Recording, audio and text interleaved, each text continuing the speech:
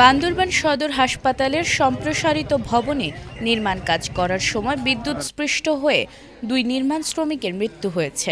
বৃহস্পতিবার দুপুর ১১টার দিকে বান্দরবান সদর হাসপাতাল প্রাঙ্গণে এই দুর্ঘটনা ঘটে।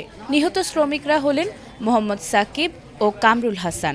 তারা ভোলা জেলার চরফ্যাশন উপজেলার বাসিন্দা বলে জানা গেছে। প্রত্যক্ষদর্শী ও ফায়ার সার্ভিস সূত্রে জানা যায়, বান্দরবান সদর হাসপাতালের সার্ভিস ভবনে নির্মাণ কাজ করছিলেন সাকিব ও কামরুল হাসান।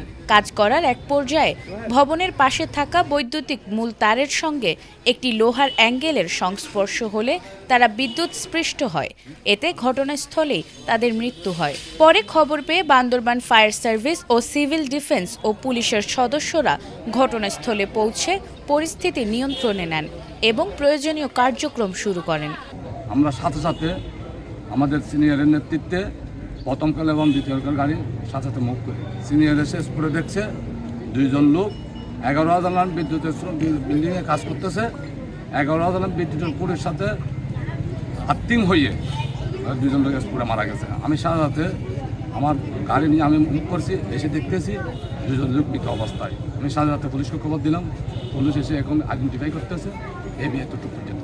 বান্দরবানের civil surgeon doctor Mohammad Shahin Hossain Chowdhury দুই শ্রমিকের মৃত্যুর বিষয়টি নিশ্চিত করে জানান, এই বিষয়ে আইন শৃঙ্খলা রক্ষাকারী বাহিনীর সদস্যরা বিষয়টি তদন্ত করছে।